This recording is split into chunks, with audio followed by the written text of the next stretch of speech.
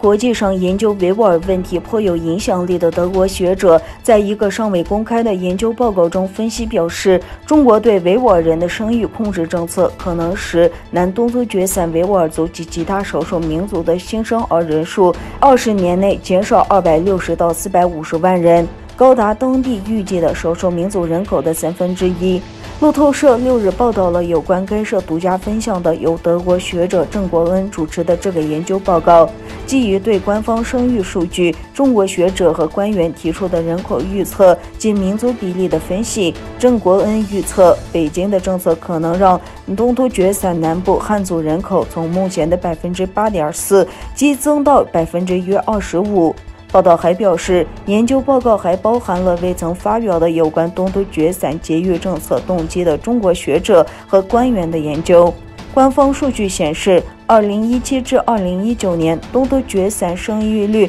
已大减48.7%。郑国恩对路透社说，他们只有延续一直以来的做法，这个目标才能达到，就是要压低维吾尔人的生育率。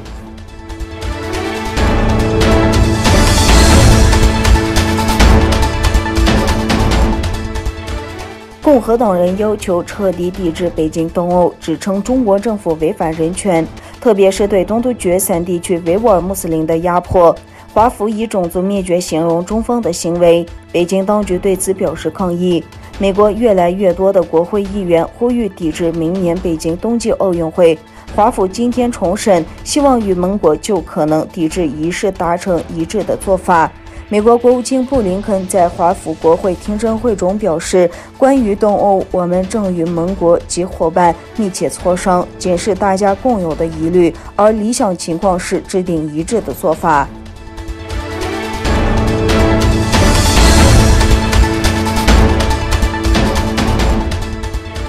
意大利政府已决定退出中国“一带一路”项目。意大利于2019年成为参与“一带一路”项目的首位七国集团国家。据彭博社报道，意大利总理马里欧·德拉吉已决定退出“一带一路”项目。据报道，罗马和北京之间的争端是在他于12月被任命为总理的2个月前开始。中国深圳投资控股已同意收购米兰芯片制造商 LPE 70%的股份。但德拉吉成为首相后，新经济部长反对该交易。德拉吉还于3月31日签署了一项禁止 LPE 销售的决定。深圳控股发表声明称，将在某些领域继续与 LPE 合作。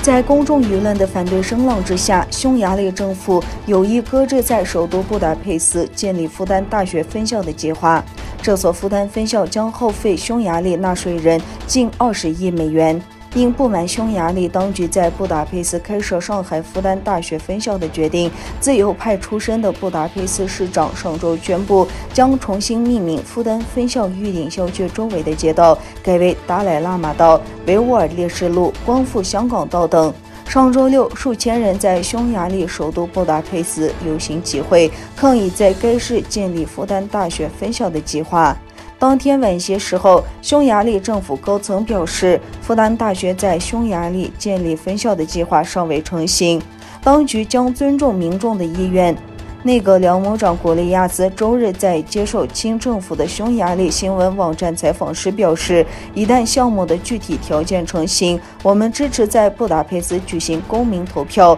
由当地民众来决定是否在这里建设复旦分校。被视为总统奥尔班的亲信的古利亚斯说，我们不会为了做好事而违背民众，包括布达佩斯市民的意愿。